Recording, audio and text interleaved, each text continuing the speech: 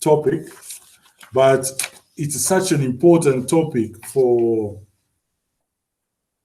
anyone to know, because I think sometimes we underestimate our self-image can impact every area of our life. And unfortunately, that is the case. So today we will focus on the self-image. We will, look at the things that impact your self-image and what you can do to improve your self-image. So as you can see, this lady feel happy and she feel comfortable. She feel in control. She looked like a person that is, in control and very confident. Now, the issue about the self-image, let's see quickly through my slide. So the importance of self-image cannot overemphasize. Whether we realize it or not, how we view ourselves define so many aspects of our lives and daily interaction. Any given situation presents us with an opportunity to manifest whatever belief about ourselves we hold. And it's so important that to start with everything, you have to understand what is exactly your self-image. Becoming aware of how you define your self-image is the first step to improving it. And so placing your focus on cultivating this awareness before moving forward is a good place to start. Let's explore the concept of self-image and start to understand it a little bit better. Your entire life evolves around image. When you think about something, immediately there is an image that comes to your mind. Just as every company has a corporate image, every individual also has their own self-image. When you think of your car, you get immediately, when someone, not even your car, when somebody talk about a car, you immediately have an image of your own car.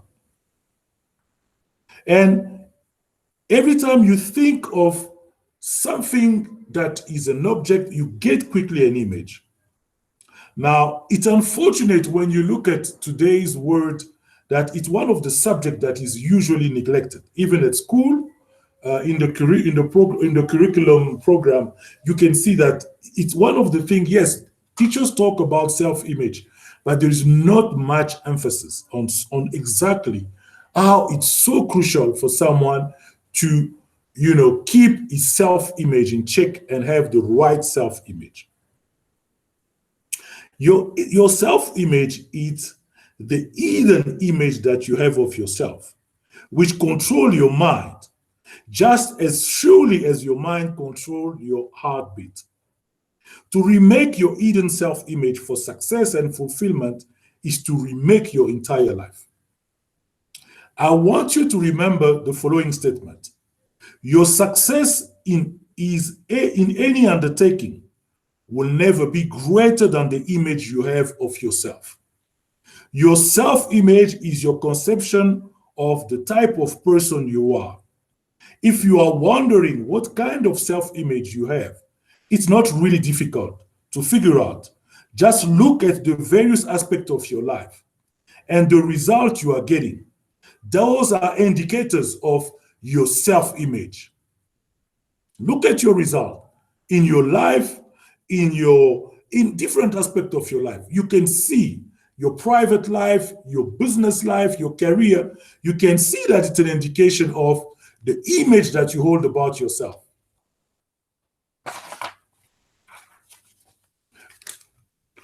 Even when we look at income, we look at relationship, again, your self-image has a key role to play. They are all the result and they are the outer expression of the inner image. So all these things that I'm talking, your job, your income, your relationship, these are outward expression of the image that you hold about yourself. As you change that inner image, everything outside begins to change. One of the common mistakes that almost everyone makes is that they are attempting to change the income They are attempting to change their job. They are attempting to change their business. They are attempting to change something outside of themselves without changing what is going on inside. And that is very unfortunate because it's always an inside job. Whatever challenge you have, it's nothing to do with COVID, nothing to do with the economy, nothing to do with your boss. It has to do with the image that you hold about yourself. Usually, what we know is one thing, and what we are doing is another thing. Our actions are being controlled by the self image, which is lodged in our subconscious mind, which is made up of all kinds of habits and patterns. Actions determine our result, and our self-image control our actions. So your self-image, if we have to define it, is the image that you hold about yourself based on what you believe about yourself and what someone else believes about you. And our self-esteem, because usually there is a huge distinction between the two. People have a tendency to talk about self-image and self-esteem like they are just the same, they have the same meaning. Your self-esteem is how you value yourself and what is your worth and what you believe about your worth and what other people believe about your worth. Now, let's move on to another interesting question. How is self-image formed? Let's look at a baby. When a baby grows up, the baby doesn't have the ability to use his conscious mind. And the conscious mind, I have to remind you and Chanda, you, Yolanda and Chanda, is the part of your mind that allow you to think, to reject idea, to create idea. It's usually called your intellectual mind. Now, a baby usually doesn't have the ability to use his intellectual mind because he cannot think and reason and reject ideas. The baby can only use his subconscious mind. And the subconscious mind is what we call the emotional mind. It's called also the habit mind. So your subconscious mind is where all your habits, all your all of your pattern, the way you see yourself, your self-image is deeply inside your subconscious mind. Now, a baby, when he's born, the only thing that he can do is got a high level of awareness of what is happening around him. So anytime someone is doing something, the baby job is to record. It's just recording like a machine. It's recording everything that is happening around him. Now, everything that he records goes into his subconscious mind and become the basis of his belief, become the basis of his habit and his behavior. Now, his self-image is also shaped by his environment and the parents. So depending on what the parents say about money, what the parent says about being adventurous in life, what the parent says about taking risk, it immediately go to the subconscious mind of the child. So if the parents are risk averse, they don't like to take risk, you will see that the child, when he grow up after age 7, he has a tendency to avoid risk because to some extent, unfortunately, the parent thought that the child was not actually, recording anything, but it's proven that a child, the only thing that he can do is to record what he sees in his surrounding. So the child becomes a risk-averse person. He doesn't want to take risk. He's not adventurous because he saw his parents avoiding risk. Now, your self-image is formed at that stage because, unfortunately, the parents didn't know what they were doing, but they were actually shaping your self-image.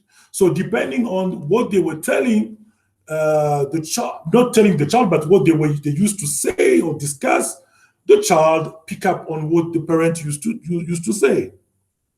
And if you really want to understand how someone behave in a certain way, just ask that person to go back and try to think about his upbringing. What happened when he was growing up? And if it goes well, it's a bit of a challenge for a child to really, or an adult to go back, but you still have some few kind of memory of what really happened that shaped the person that you became, and the way you think. Now, there are some questions that you might consider for you to become aware of your current state of self image. What are your current beliefs surrounding your self image?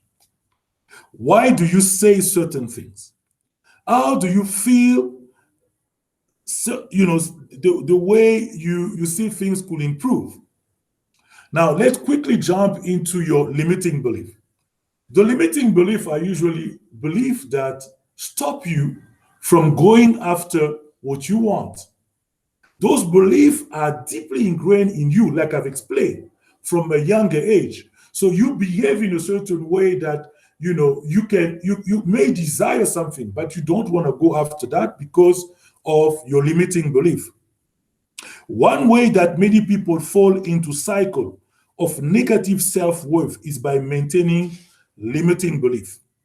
Many people don't believe that they can accomplish great things.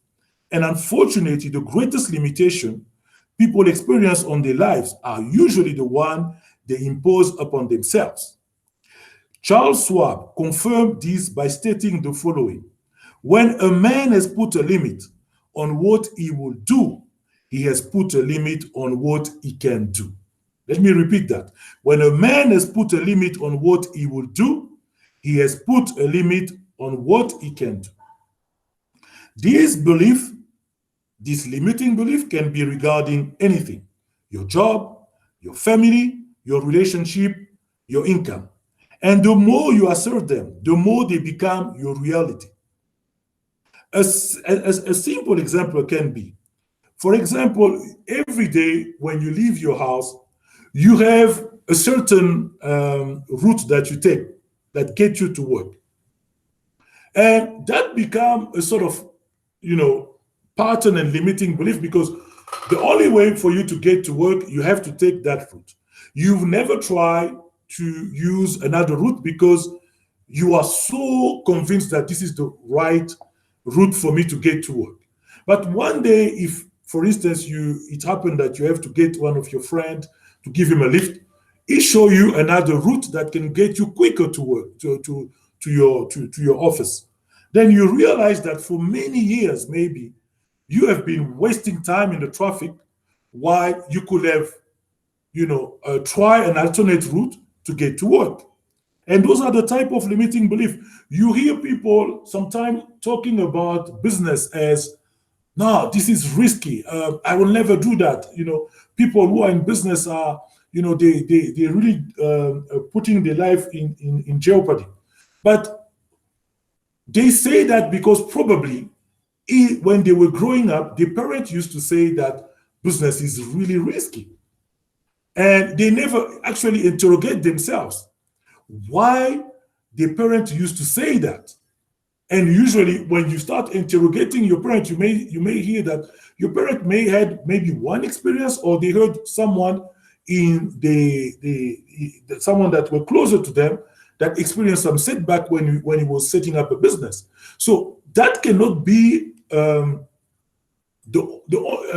something that you should rely on to make a definite decision in terms of whether you can go into business. And unfortunately, many people rely on those things, and this becomes the self-limiting belief. You will hear a lady saying that, well, the way I cook, for instance, my chicken is this way because this is how my mom told me. Okay? And one day, if you ask the mom, why are you spicing the chicken like this? The mom will say, well, my mother also showed me this. So finally, you realize that no one has actually questioned or challenged why they used to do things in a certain way. And those are limiting beliefs that stop you from achieving your potential. Now, one of the action points how you can overcome a limiting belief. There is a guy called Jack Canfield. He wrote a book called The Success Principle. He suggests that we get rid of limiting belief by following these 4 steps. The first step is identify a limiting belief that you want to change. And that means that you need to get to a level of awareness. You must be aware that this limiting belief does not serve me.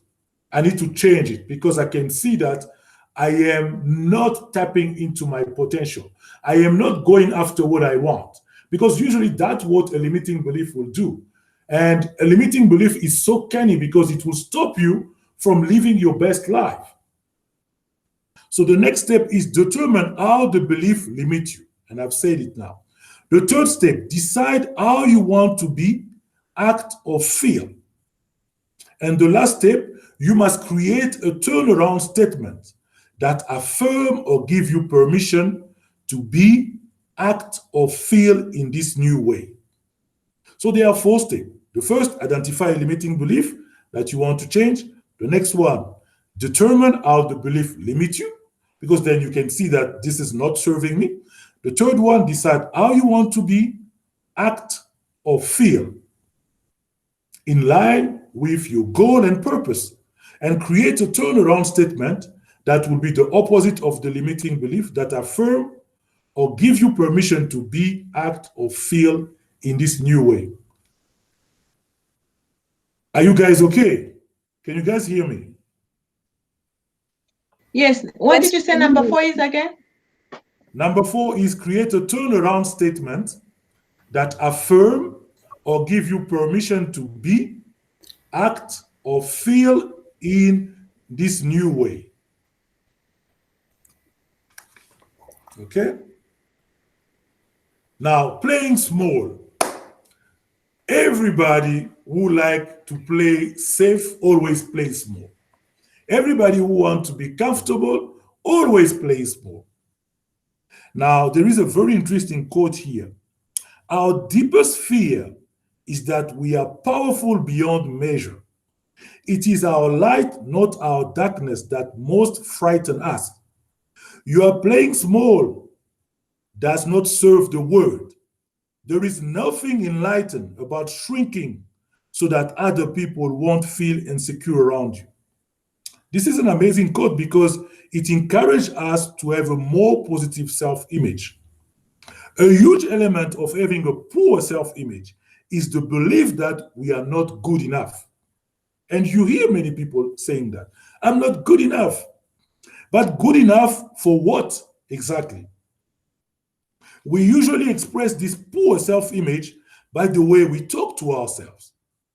Whether you know it or not, you have a running conversation with yourself all the time, as from the time you wake up until you go to sleep. So, what is the nature of this conversation? Do you encourage yourself? Do you criticize yourself? Again, this negative self-talk comes from our upbringing, based on the habits and thought inherited from our parents and the environment. What is very interesting here, John Assaraf and Murray Smith, they wrote a book called The Answer. This is what they say. By the time you are 17 years old, you have heard no, you can't, on average 150,000 times. And you have heard yes, you can, about 5,000 times. So that is 30 no for every 30 no for every yes. So that makes a powerful belief for someone to believe that they can't do anything. In addition, we belittle our achievement. We shrug off compliment or resisting things that we know make us feel good. We remove ourselves farther and farther away from our authenticity. We shrink the part of us that is trying to be heard, seen and felt, and turn it into a minuscule version of what it could be if it were given the right amount of energy. And this results in damaged self-image, poor self-worth, and negative thought pattern, which do nothing but keep us stuck there. So what he meant here is this habit of us of sometime not, belittling our achievement, not really recognizing compliment or resisting things that we really want, things that make us feel good. Those tendencies do not really help us because we are now, reducing ourselves to play small, because sometimes we think that if I express to people that this is what I like, maybe people will think that I'm too demanding. But if that what is make you happy, there's nothing demanding there. Because if that what makes you happy, then go for it. Don't play small. You only have one life. I don't understand why we want to play small. We only have one shot. Now, in terms of the action point here, you must stop belittling your achievement and shrugging off compliment or resisting things that you know make you feel good. Thing to ask yourself when you feel this happening is, who are you not to shine? What is good enough? How do you define your understanding of good enough? Who are you trying to impress? Those are good questions that you need to ask yourself. To maximize the benefit of this work, you can write down in a piece of paper your reflection on those questions. And the second thing is you must pay attention to the running conversation that you have with yourself and change it. Anytime you catch yourself beating yourself up, jot it down in your journal and set a goal when you commit yourself on a daily basis to reduce instances when you are not talking positively to yourself. The next one that helps you to improve your self-image. What does success mean to you? This is another one of the major questions to ask yourself when you feel yourself starting to compare your life to others, because that's what really trouble many people. Many people want to compare their life with the life of others. Comparison is the thief of joy. This is an interesting quote because it helps people to remember that, if you compare yourself, it's basically stealing your joy. And we really don't gain anything by impressing others or thinking that others are superior to us. What happens when you compare yourself to others? Usually, it is one of two things. Either you perceive the other person to be far ahead of you and you feel discouraged, or you perceive yourself to be better than the other person and you become proud. So neither of those is good for you. Neither will help you to build a good self-image. Comparing yourself with others is just a needless distraction. The only one you should compare yourself is yourself. Your mission is to become better today than you were yesterday. Now, you have to look at this. This is very important. And I think you have to understand that we are not competing. I have read a book that has been written by a lady in the US. The name of the book is What You Think of Me Is None of My Business. So this lady says, from the time you were born, okay, before you were even born, the sperm and the sperm and the, what is the other one for the lady? The egg. The egg. So the sperm and the eggs were competing already to give birth to you because you were already competing. There were many sperm, but you managed to get through. So that by itself, it's already a competition. So in actual fact, you don't need to compete with anyone. What you need, since you've been given that opportunity to be on this earth, is to be the best version of yourself because you've already competed. Does it make sense to you? Yes. So the next question is, what is success to you? What would it take for you to feel like you are successful in life? And why have you formed that belief? Whether it's financial, emotional, circumstantial, familial, or something else entirely. The society we live in has conditioned us to form beliefs surrounding this area of our life. And it can be so difficult to break out of these cycles and realize that our beliefs are not the only way to perceive them.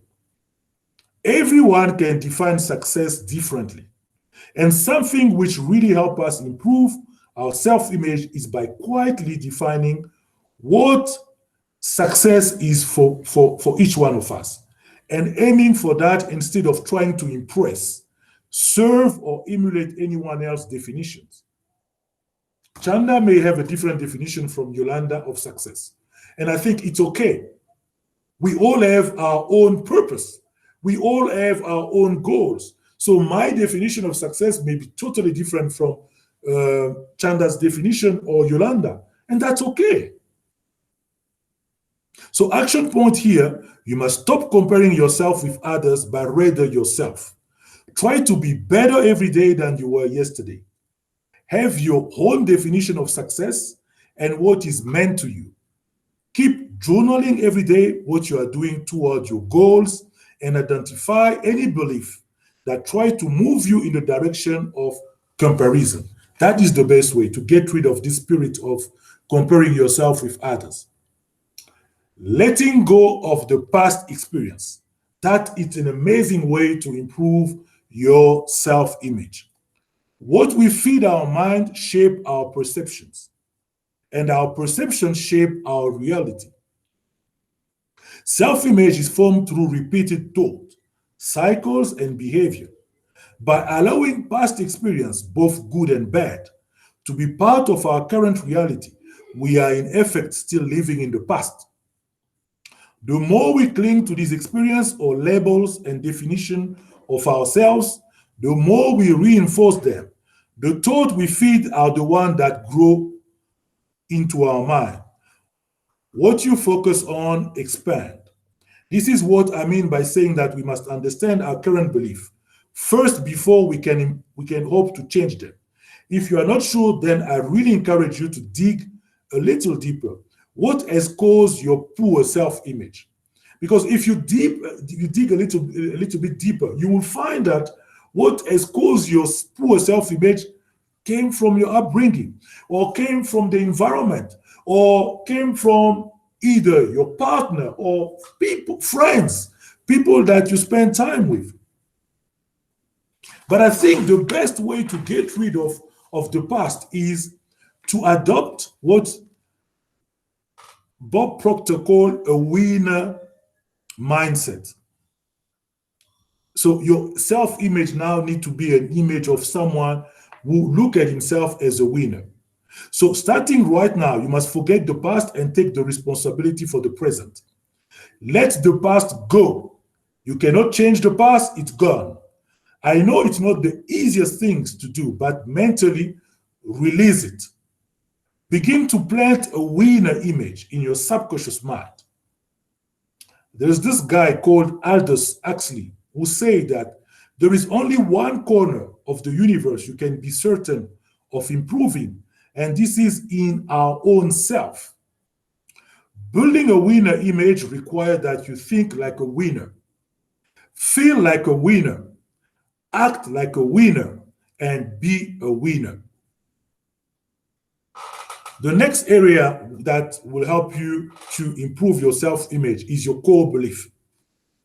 In order to get to the bottom of any self-image issues, or even just deepen your understanding of them, it's important to lay out and clarify your core belief. Core beliefs are things that we know to be true for ourselves, things that are irrelevant to anyone or anything else around us, things that make us feel aligned and filled with purpose, contentment, and fulfillment. These can be things as simple as, I know I like to work out.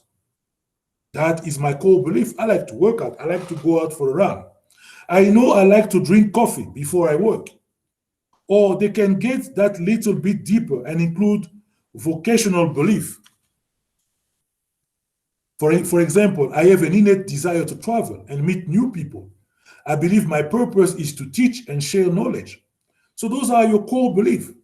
And you should be proud of those core beliefs, You should be happy that this is what I like, this is what I really enjoy. And never trade off those core beliefs, because that what makes you unique. Now, the action point is you must stand by your core belief as they distinguish you from anyone else and make you unique, because you don't want to be like the crowd. And usually the crowd is usually wrong. When you follow the crowd, you will definitely go the wrong way. Try to differentiate yourself by your core belief and also what you stand for, your value, because your value define the person that you are, define the way you behave, define the way you interact with the society. The other way to improve your self-image is by repeated action. Neuroscientists study the response, reaction, and neural tendency of our brains. And it's very clear from what they see that repeated action and repeated thought result in our brain developing new neural pathways. This means that our thoughts literally have the power to change the way our brain works. In terms of self-image, the more we tell ourselves something and reaffirm it, the more rooted in our mind it becomes. This is why negative belief about ourselves becomes so damaging. What might start as a vague comment or skewed perception becomes strengthened the more and more we think about it.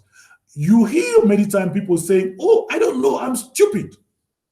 I don't know why I do that. I'm stupid." And the more you say that, what are you telling yourself? You are giving direct command to your subconscious mind to confirm that you are stupid. And that doesn't help you in terms of building a self-image that you want. The more energy you give to a thought, the more it builds and strengthens our thought, and just like a muscles. Because during the day we have 65, 70,000 thoughts that we process.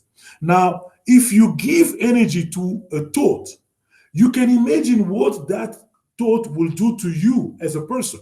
Because let's go back to the triangle that I always try to explain. You have thought, and from the thought, you have feelings. You feel something. When you feel something, it's what usually people call a sort of vibration. So when you feel something, it leads you to take action in a certain way. And the action that you take leads to results. Now, if your thought on a daily basis are focusing on why this thing cannot work, or focusing on you being cursed, or you just not being good enough, you can now imagine the feeling that you're going to experience. You're going to feel sad, and that undermines your self-image. So you will not even be able to take action toward your purpose, toward your goal. And that's not what you want. The most difficult part of all of this is not realizing your habits and behavioral pattern. It's breaking out of them.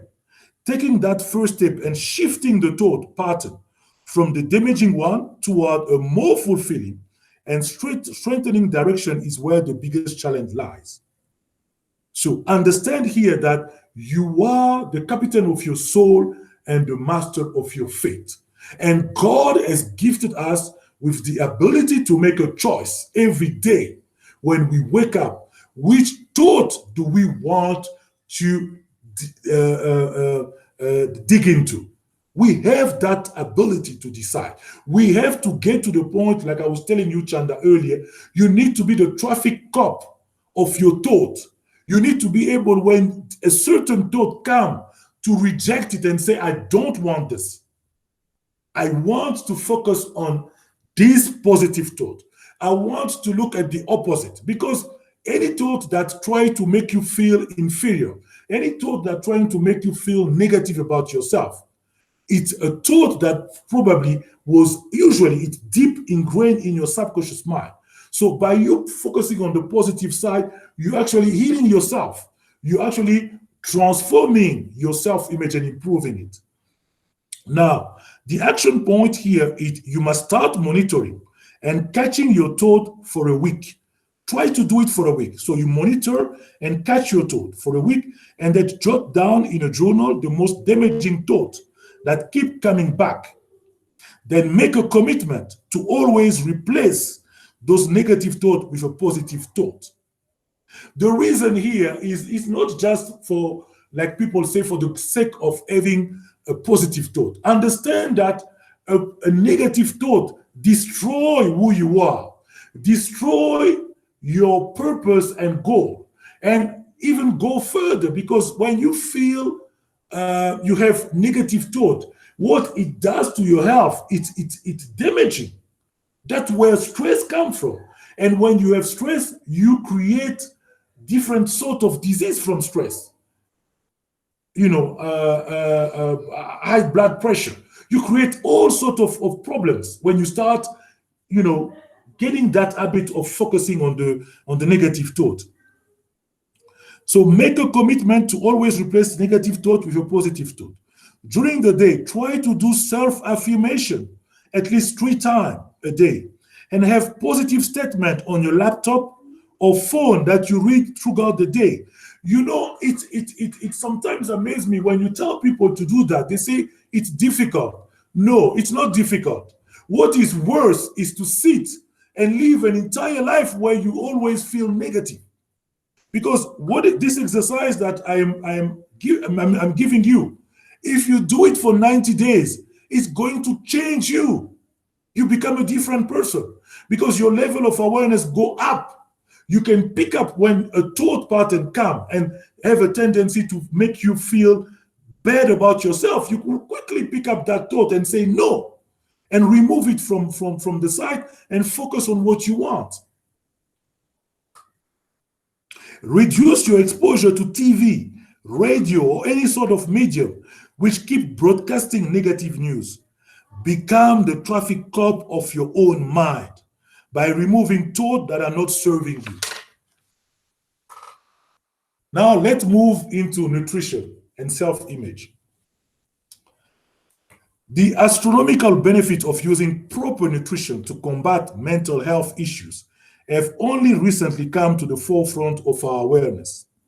It has been proven time and time again that by improving the quality of the food we eat and the way we move our bodies, we can change our relationship with ourselves and ultimately improve our overall self-image.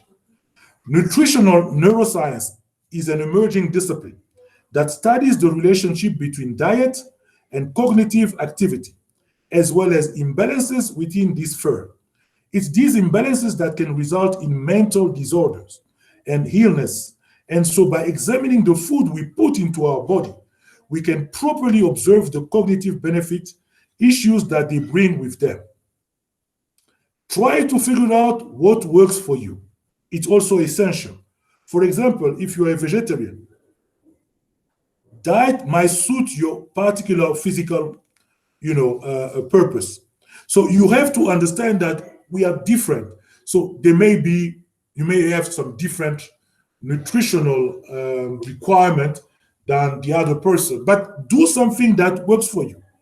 Some of the best advice I've ever received in this respect is that learning to try different things and continue following what works for you is the only way to properly figure out how to improve your life. Happiness and self-image. Trust me, it works. Now, the action point: eat food that keep your energy level up and keep you healthy. There is some interesting article. I will share some links that you guys can go and read that may help you to really deep dive into this topic. Now, relationship and self-image. There is usually a statement, that people say, how can you love someone else if you don't love yourself? Probably you've laughed at this statement when someone said it. But sometimes it's the hardest things to do, to look at our own flaws and come to terms with how they are hindering our progress and happiness in life. Too often, the personal and self image issues get projected onto a loved one and end up causing toxic relationship to fall. Many relationships rely on the flaws of one or the other person being unable or unwilling to face their own self esteem issues, resulting in them using their partner, friend, or lover as a crutch to lean on and support. It's become an unfair imbalance of energy that wouldn't be necessary had the imbalanced party taken the time to focus on their own self image issues, where they come from and how to combat them. And we see that in many instances, even with your brothers or even your partner, because when they have not improved the self image, they have a tendency to transfer the frustration to the other partner. And that's why it's so crucial to understand that there's nothing wrong with the other person.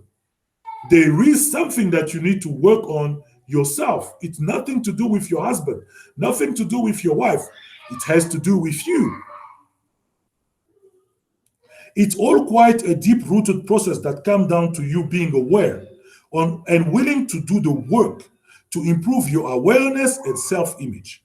Negative relationships are cultivated through negative behavior, thought pattern, and cycles, and can often prove the most difficult and painful aspect of a self image overall.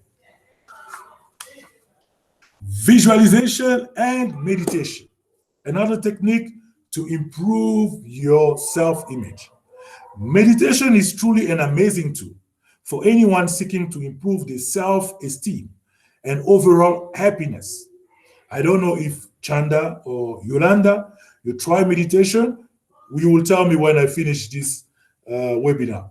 I can't stress enough how helpful it can be for those who struggle with the eager to please and million thought of and okay, million thought of a minute mentality that our fast-paced culture has cultivated, and for those who struggle with mental health and anxiety issue, it can be life-changing.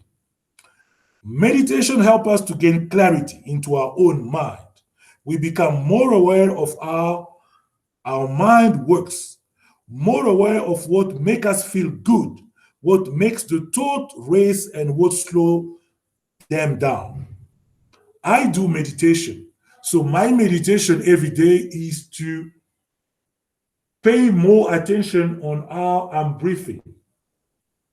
And I have just got a lot of insight when I'm meditating because meditation allow me to really focus on me, nothing else. Because we are so distracted every day that I need that time in the morning to meditate on me. And usually I get some insight, good insight, ideas, thoughts that come into my mind. Simply put, it's a great way to get to know you that little bit better.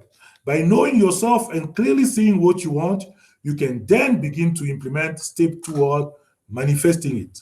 Even just being a little bit more open to experiencing and listening to yourself give us a sense of strengthening and improving our self-image while meditation cultivates this open mind.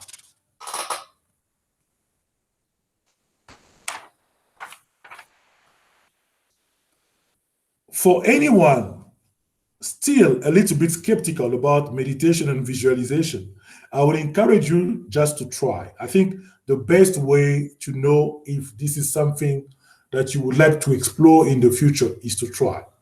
It is difficult at first to sit quietly, I know. It take a bit of getting it take a bit for you to get used to it. But I can guarantee you the more you do it, the more comfortable you become with yourself. The mirror image. When you judge another, you do not define them. You define yourself. That's a statement from Wayne Dyer. One fascinating aspect of the social science behind self image is the fact that when we communicate with others, we mirror our own insecurity in how we treat them. For instance, if The first automatic thought and judgment you have on meeting someone new to you is she's too loud, then chances are that this judgment is something that you actually hold against yourself. You wish you could be as loud and confident as this person. And the fact that you are not is obvious in your judgment of them. And that's something that I always tell people. So if somebody criticizes you, it's because they can see in you something that they don't have. And it makes them feel sad. And therefore they decide to criticize you. Judgment are our way of shifting our attention away from our own flaws and making the issue about anything and anyone else. Again, this realization can be uncomfortable to admit and tackle, so people have a habit of simply ignoring it. Reflecting belief onto the people in our life is an unfortunate way that a poor or unrealistic self image can have a negative impact on us. The more aware we become and the more we look at our relationship, the more we can understand the positive from the negative and differentiate what works and what doesn't work. What one thing you judge in someone close to you that actually about yourself. So you have to understand that when people criticize you, it means that they are envying something that you have. Breaking the cycle. As we have already discussed, realizing your negative and unhelpful thought pattern is just the first step. To actually break the cycle and help yourself get back to a mindset that is healthy, happy, and true to yourself, you must take action. This can come in many forms and depending on the individual experience and will differ from everyone. The main thing is to be aware of here is that it doesn't have to be a massive shift. Small change in the right place can make just a big of a difference in the long term as huge one in the moment. And that's true.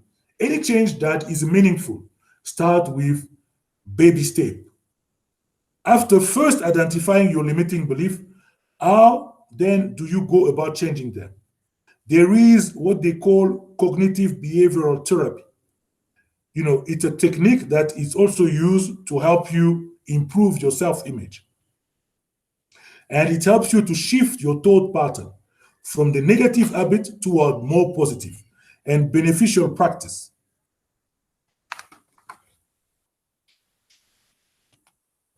Mindfulness is another technique to improve your self-image. By being more mindful, we are automatically shifting from a state of living in the past to living in the now. 95% of our anxiety stem from things that have either already happened or that may or may not happen in the future. By learning to accept the present moment and live in the now, it's become easier to accept ourselves and our flow as they exist too. This is key for anyone struggling to overcome a low self-image. And so the technique for mindfulness can be extremely transformative for them. Body positivity. You can see this lady, she's smiling, she's happy about herself. According to this organization, Do Something, approximately 91% of women are unhappy with their bodies and resort to dieting to achieve the ideal body shape. And I think that also applies to men. I mean, I don't know why they're focusing only on women, but that definitely applies to men. Unfortunately, only 5% of women naturally possess the body type often portrayed by the media. Up to 58% of college age girls feel pressure to be a certain weight. All of this dissatisfaction with body shape and anxiety surrounding how to achieve the perfect figure result in all-time low in self-image. And that's sad because the society puts too much emphasis on how a woman should look like. You see, you look at TV, the women who usually do adverts, they usually look in shape. They usually look a certain way. And that put a lot of pressure on women to look also, to feel like The body need to be fixed. There's something lacking. And that affect the self-image. Women perceive themselves outside of what is considered to be beautiful, as they are being presented with unrealistic image and unattainable weight. Because usually those things are, those ladies, sometimes when you sit with them, yes, they look really in shape, but sometimes they don't eat. They don't eat proper food. So this shifts the focus of their attention away from improving health and self-image and instead promote an unhealthy ideal for them to strive for. To help you get in touch with your body and start to define your relationship with it a little clearer, I would love if you could make a list of 10 things about yourself and your body that you love and appreciate. It doesn't have to be physical, although do try to include at least 3 or 4 physical features. That is an exercise that you can do. Exercise on body positivity. Yes, so you write 10 things about yourself Okay. and your body that you love and appreciate. Okay. All right. The sixth pillar of self-esteem. Apart from disturbance whose roots are biological, I cannot think of a single psychological problem from anxiety and depression to underachievement at school or at work, to fear of intimacy, happiness, or success, to alcohol or drug abuse, to spouse battering or child molestation. That is not traceable, at least in part, to the problem of deficient self esteem. Of all the judgments we passed in life, none is as important as the one we pass on ourselves. So we tend to judge ourselves very harshly. This, and it's sad when you hear people talking about themselves, they are so harsh. They don't see anything good in them. And I think that is one of the things that we have to get rid of. We must check how we talk to ourselves. And I spoke about it about your running conversation. So you have to be very careful about what you say.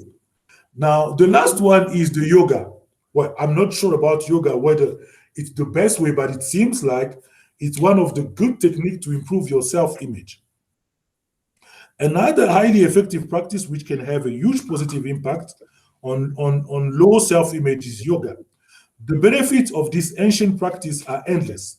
And although it has recently come to the forefront of our culture as a fitness-based way to take care of your body, the underlying effect of a regular yoga practice ultimately stems far deeper than it looks. New practitioners often report a boost in mood, self-awareness, and self-esteem, all within a few weeks of regular practice. And the combination of both mental and physical benefit means that the mind and body are given a chance to align in a way that no other physical activity allow. So try maybe to do some sort of yoga. Maybe that will help you to improve your self-esteem. I've never tried yoga, but maybe you should give it a try.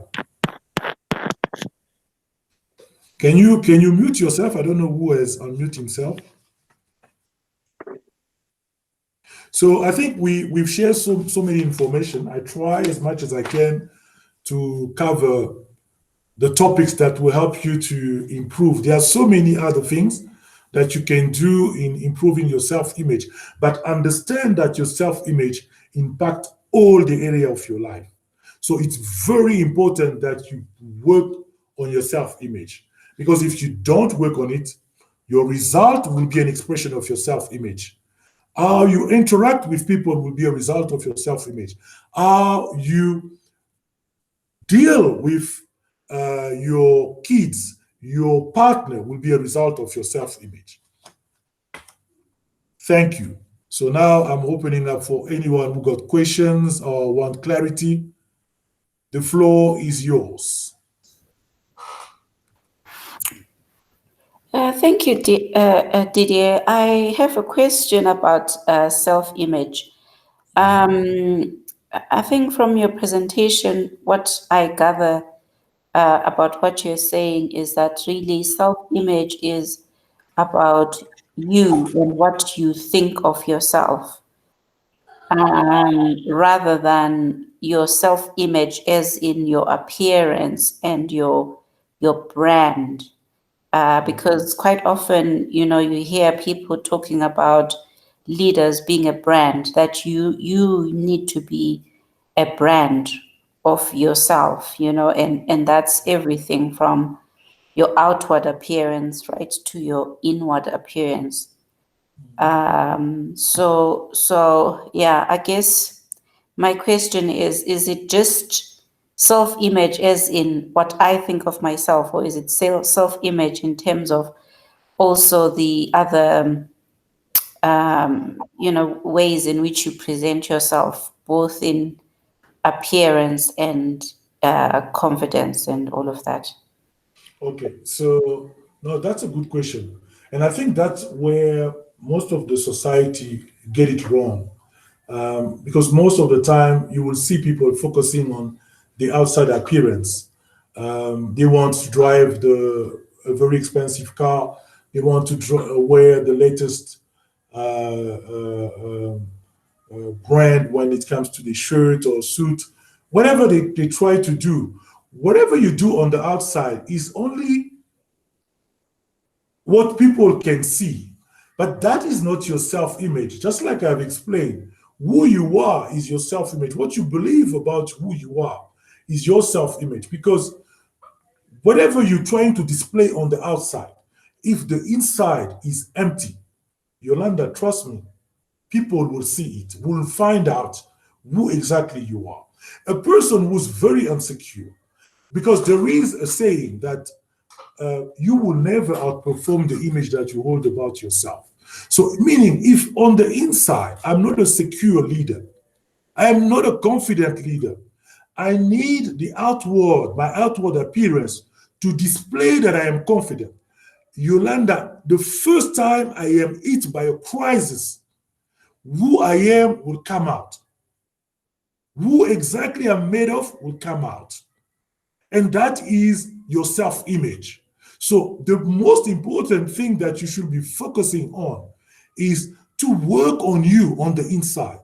Because once the inside is a very settled person that is in front of a crowd or a team, someone that believes in himself, regardless of the outside, the money, the cars, the position that he has, but is settled on the inside, that person will never be broken by a crisis, will never be broken by whatever happened on the outside.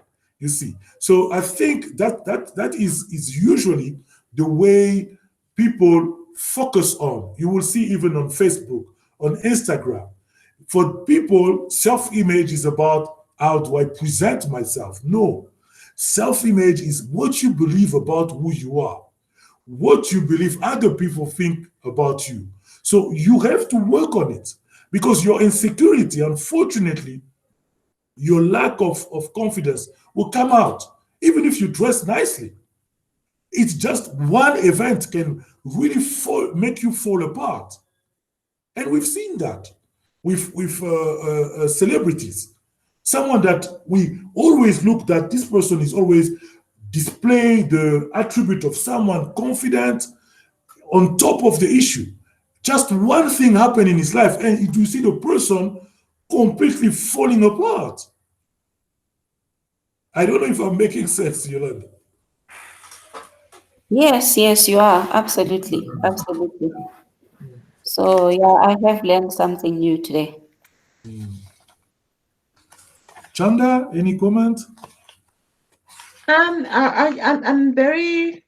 happy. I've learned a lot, you know. Actually, this I think it's like a follow up from the previous session that we had. Is it 2 weeks ago about bio?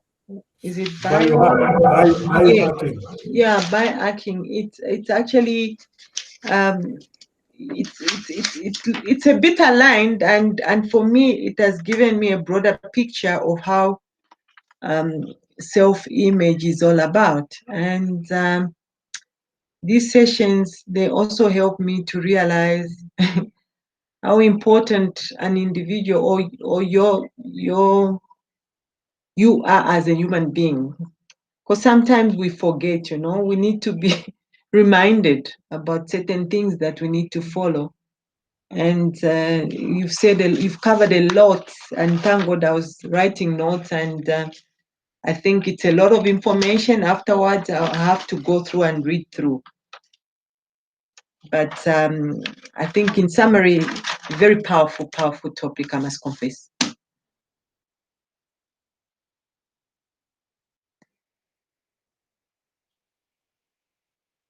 I think you are off, Didier. Your mic is on. Any other comment, or you guys are okay? So maybe I can close, because I think we went over the timing allocated. It was up to 7. So if there is no further comment, maybe I will wish you a great evening. Okay, so we will chat probably in 2 weeks. Yeah, 2 weeks or next week. I will see. Probably next week I will have another topic that we can go through. Okay. Thank you, dear. Thank you, Linda. Thank you. Okay, thank you. Bye-bye. So the next topic, that's when we bring the homework, right? Yeah. Bring the homework and tell me what exactly you've learned from the homework. Because that's the only way. Every time I keep saying, learn something, but apply it. Because the homework is for you to apply. Then you can start seeing the change. Yeah. Okay. All right. Thank you. Bye-bye. Thank you. Bye.